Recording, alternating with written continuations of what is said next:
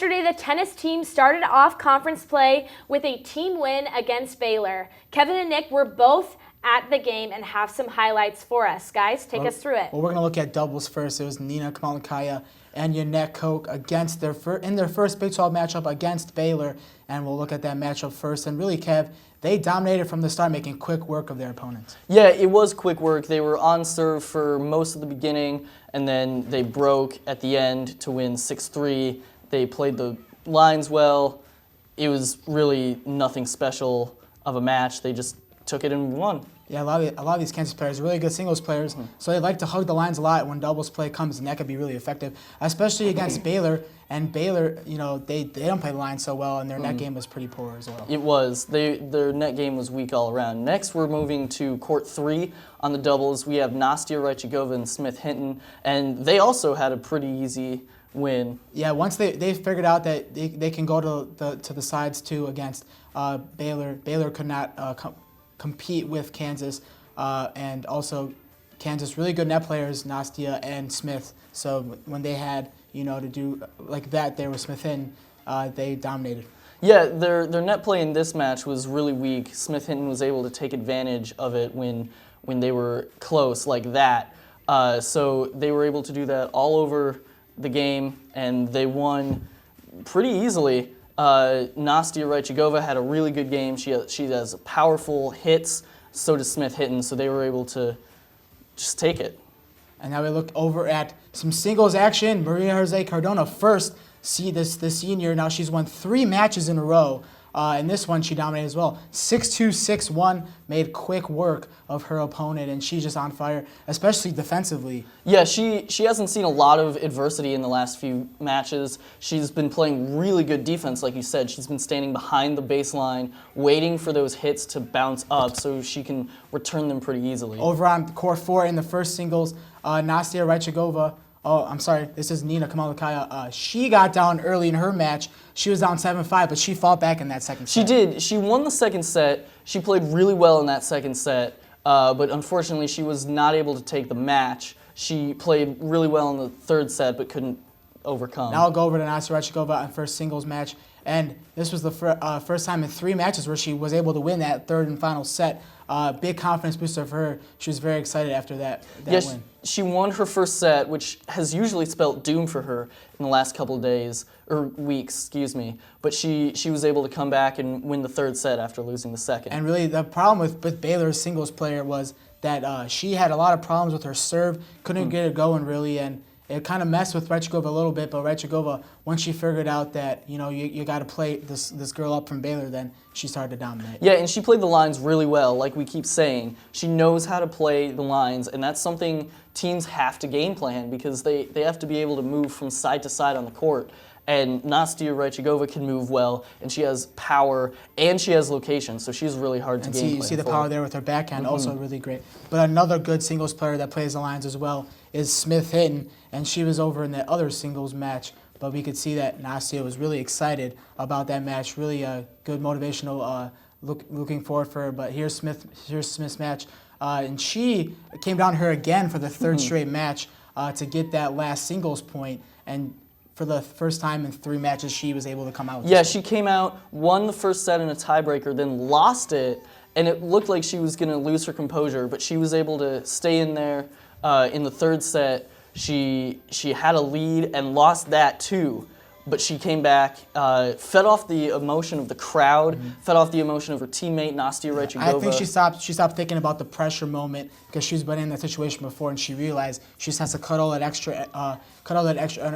extra pressure out of the situation and just think about playing tennis. Yeah, she was able, like Cardona did, she stood behind the baseline, just waited for those balls to come to her, and then she was almost ready for those big points to come, and she kind of fired back and waited, and then brought forward with a bunch of power on a lot of those balls. Yeah, that is exactly what she did, and she played the nets really well too, so she was able to, when she wanted to be aggressive, she took advantage of that, and when she wanted to stay back, she was able to control when the ball came to her. And when Smith's in control, she's the best player out there. It's just a matter of if she can stay in composure. Sometimes she gets a little bit ahead of herself, and that's when she makes a lot of unforced errors. Yeah, her forehand is really hard to handle, as you can see there, and her net play is second to none. She lost that winner there, but she's able to hit the ball with so much power and with great location, like Nastia Rajagova can.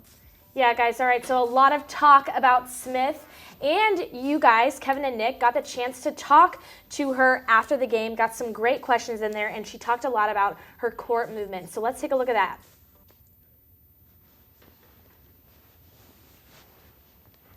Well, last Sunday I lost in the deciding match.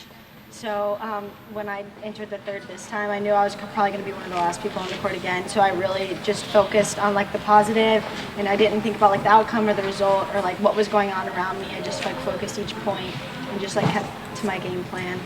Does it mean anything special when you're the last person to play during the match? Yeah, I mean, it's like if you feel pretty intense. It's like, you know, everyone's watching and you feel a lot of pressure, but I really just try to like smile and not like let it get to me and stuff like that. But it is definitely special when you win and you feel like you really did it for your team. So it's nice. You kind of, one of the better parts of your game is moving around the court, playing the lines a lot. Yeah. Does that change at all going throughout the match? Do you have a certain placement or certain mindset of when you're going to go cut through? So like if I was returning from that, if I hit an aggressive return to serve, I guess I would like adjust my court positioning and like move like more in the blue. But if it like depending on like my shot, like if I hit a shorter ball or something like that, I'd probably like recover a little bit behind the baseline.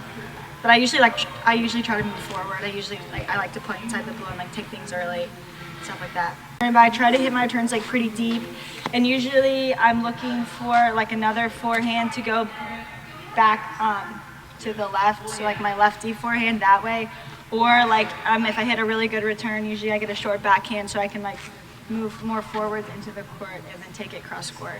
You're supposed to follow the ball. So usually like if I get an approach shot, I try to take it either like I usually try to hit an angle or try to hit it down the line, and then you come in and follow it, and then I usually try to go like to the open court. Like if I'm in the blue area, if they hit a high ball, I try to take it early. And if I hit it well, when I take it early, then you have to be pretty quick and charge the net. But sometimes if you hit it early, it's just not like that powerful of a ball, then I'd probably like retreat back a little bit behind the line. And then again, if they hit it short, I'd probably try to step in and take it early. So it's a lot of like V movement.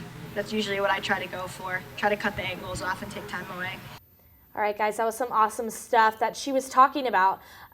Take me through what she was talking about, explaining to you what she was doing. Take me through what it was like to see her play through in such a clutch performance. Did you see what she was talking about come through? The biggest point she made was to follow the ball, and that's really important, especially in singles. You're moving all over the court. You want to follow that ball. And so she really uses her positioning to follow the ball, she said. And she said if it off the serve, she's going to go look for the corner. So that's why she plays the corners really well, as we saw. What did you see, Kevin? Well, Coach Chapman talked to her during the match about following the ball, and she was really able to take what he said and do it more. You could see it especially on the net play. She would run up when she wanted to be aggressive on the point, and she would just kind of shuffle her feet a little bit to the left, a little bit to the right. You almost have to be ready when the ball goes back over your head to get back to the backcourt. But she's able to do that because she runs on the court so well, and she can twist her body when she gets back and hit the ball back. Yeah. All right, guys, some more exciting stuff for the tennis Jayhawk team. They have a new recruit, Tess Bernard Fagenbaum, and she is definitely a grab for this team, guys. She's ranked the number 24 doubles players in the nation, coming in from the Purdue Boilermakers. Also, first team, two-time Big Ten Player of the Week and first team All Big Ten honoree this season. So a big grab for her. Yeah, she's a huge addition to this team. Cardonia is a senior this year, so this team really needed someone to fortify that back end, that sixth single spot. So she's going to be able to come in and play that sixth single spot or go advance farther and the Big Ten's a great tennis conference, so she'll be bringing a lot of experience to this Jayhawk team, and that's what they really need. Still a really young team, a lot of freshmen and sophomores, so got to bring some experience, need some experience in a balanced team in order to win. Well, yeah, we've seen that in the last couple matches. They didn't have the experience they didn't know how to win. So matches. It's good to be there at these situations where it comes down to one player at the end. Right. Yeah. All right, guys. Well, thank you. Great work there. Up next, my favorite, baseball. Stick with us.